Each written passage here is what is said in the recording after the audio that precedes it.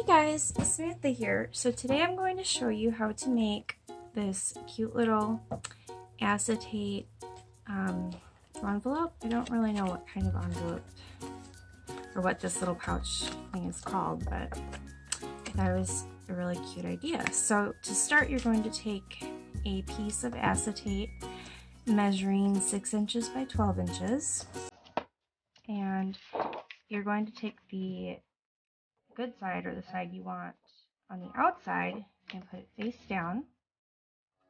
You're going to score it at 2.5,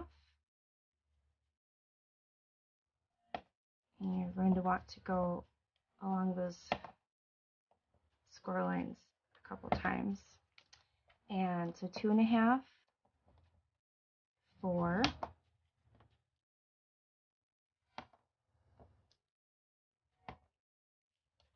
8,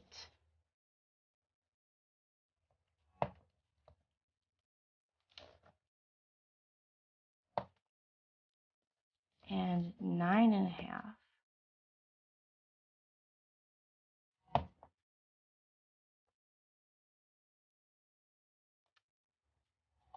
Okay, then you're going to turn it, and you're going to score it at 3 1/4.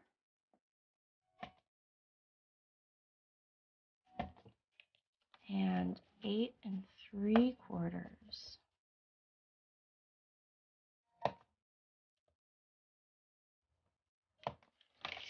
Turn it back over, and then I hope you can see this all right. So up to this score line, we're going to score it at 5/8. So up to 5/8, and if you're not sure where 5/8 is, that's the little green mark next to the 1/2 inch. So you're going to go up to the second score line, and then from the second score line to this first score line, you're going to score it at 1/2 inch. So there we go, 1/2 inch. And then from this score line down to the end, we're going to score it at 5/8.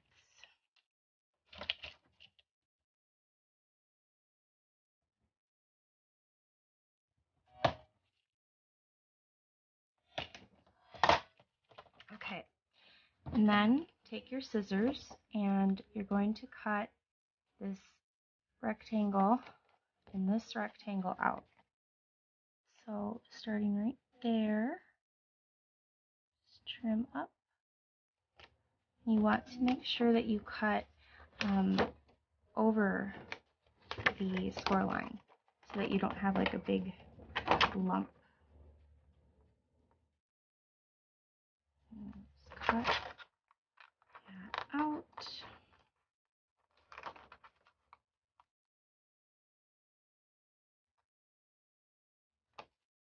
Okay, so then you'll have one side that looks like that. Then you're going to repeat it on this side.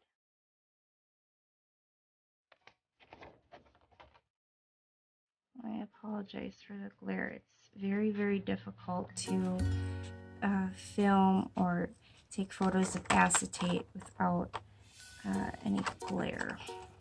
So, okay. So then what you're going to do is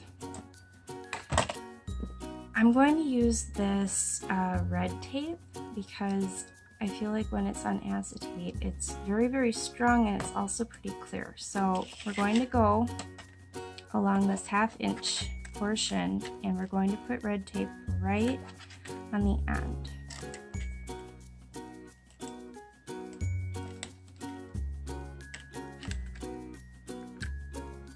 Just like that. And you're going to trim it off and burnish it. All right, and then you're going to, so with the good side facing down, fold in, burnish, and then you see that second score line. Take that and you fold out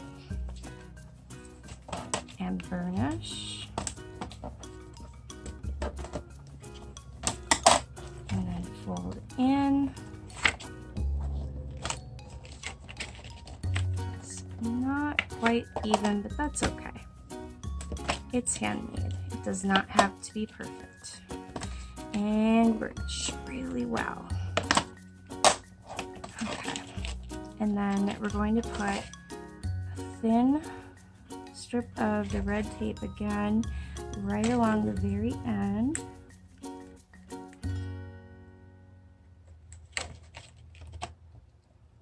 Okay.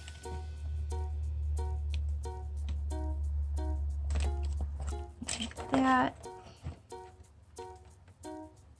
And this is 1/4 inch wide tape. Burnish. All right. And then on this side, before we start the folding, we're going to take our red tape and put it right along the end.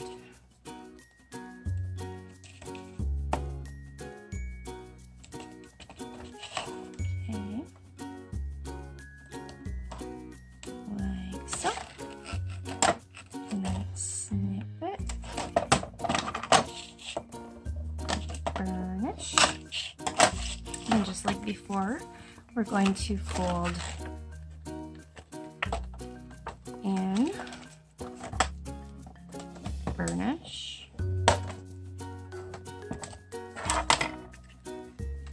fold out, and burnish,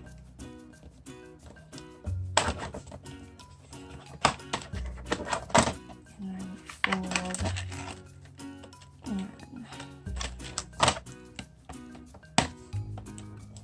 and burnish. Alright, so then what we're going to do is remove the backing from these red strips. They're a little bit tricky sometimes to get off. I've seen some people use like X-Acto knives to peel their backing off, so you could try that if you don't have long enough fingernails to really get under there. Okay, and then after you remove that, you're going to burnish. And so then you have the start of your bag. And then we're going to remove the tape backing from this side, if we can.